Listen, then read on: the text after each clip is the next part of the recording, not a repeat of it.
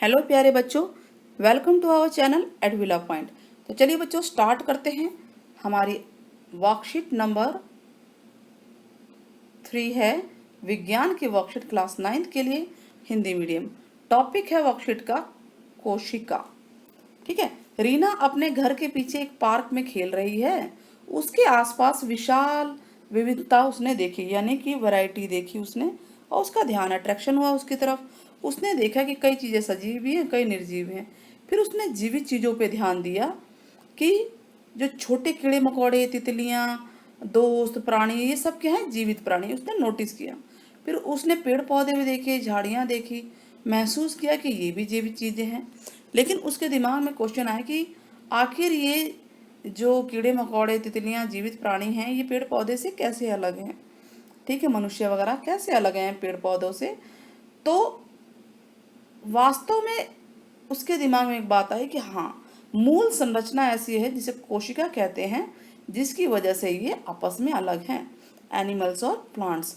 और कोशिका दो प्रकार की होती है, जंतु कोशिका और पादप कोशिका। तो उसके दिमाग में कक्षा में एक चार्ट लगा हुआ था, ध्यान आया। चलिए हम आपको दिखाते हैं। ये देखिए, ये है नीचे पादप कोशिका का चित्र है, ऊपर जंतु कोशिका का चित्र है। तो ये देखिए आप इसको,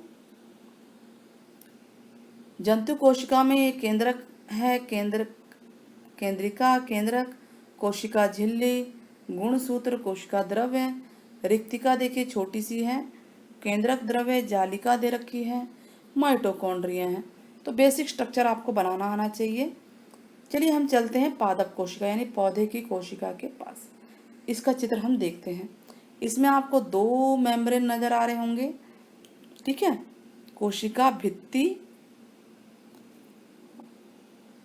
ये बाहर एक है लाइनिंग और एक अंदर है, दिख रहा है। तो दो मेम्ब्रेन है यहाँ पे। इसके अलावा रिक्तिका देखिए बड़ी है इसकी, और आप ध्यान देंगे गोल्गी का, ये सब तो हैं ही, राइजोसोम्स, माइटोकॉन्ड्रिया, और इसमें हरित लवक भी होता है। हरित लवक मतलब क्लोरोप्लास्ट, जो कि जंतु कोशिका में नहीं था। तो आई होप आपको दोनों चित्र आगे होंगे समझ में। दोनों को बच्चे अच्छे से बना के देखना है ड्राइंग, और इनकी प्रैक्टिस कर लेनी है, पेपर में ये आते हैं। चलिए हम क्वेश्चन के आंसर करते हैं। उससे पहले हम जंतु कोशिका और पादप कोशिका में अंतर जान लेते हैं। कुछ बेसिक अंतर है कि देखिए, कोशिका भित्ति पादप कोशिका में पाई जाती है, लेकिन जंतु कोशिका में नहीं पाई जाती। हरित लवक जिसे क्लोरोप्लास्ट कहते हैं, जिसकी वजह से पौधे हरे होते हैं, वो सिर्फ पौधों में होते हैं, जंतु कोशिका में नहीं होते। सेंट्रोसोम्स यहाँ पे नहीं होते हैं, जंतु कोशिका में होते हैं। रिक्तिकाएं इनकी बड़ी होती हैं, संख्या में कम होती हैं। इनकी रिक्तिकाएं छोटी होती हैं और उनकी संख्या अधिक होती है। केंद्रक की परिधि की ओर हो सकता है, और अधिकांश जंतु कोशिकाओं में केंद्रक होता है। ठीक है, इसमें लिखा ना केंद्रक परिधि की ओर हो सकता है। तो चलिए अब क्वेश्चन आंसर देखते हैं। पहला क्या है, जंतु कोशिका पादप कोशिका का चित्र बनाना है। तो आपके सामने ही है क्वेश्चन का आंसर। ये दोनों क्वेश्चन नंबर 1 में आप चित्र बना देंगे।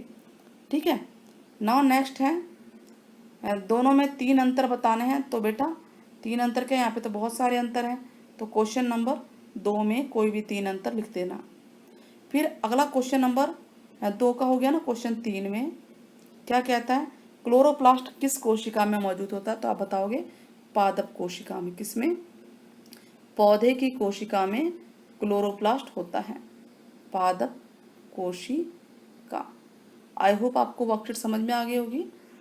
तो हमारे चैनल को सब्सक्राइब जरूर कीजिएगा बच्चों। और साइंस की क्लासेस नए सेशन की जल्दी स्टार्ट होने वाली हैं चैनल पे। साथ में इंस्टाग्राम और टेलीग्राम पे भी आप लोग हमें मेंबर्स के रूप में हमारे ग्रुप को ज्वाइन कर सकते हैं। टेक केयर, बाय बाय, फिर मिलते हैं बच्चों। एक क्वेश्चन कमेंट में ज़रूर बताना है कि पादप और जंतु कोशिका में किस में रिक्तिकाएं बड़ी होती हैं। कमेंट ज़रूर करना है। बाय बच्चों, फिर मिलते हैं।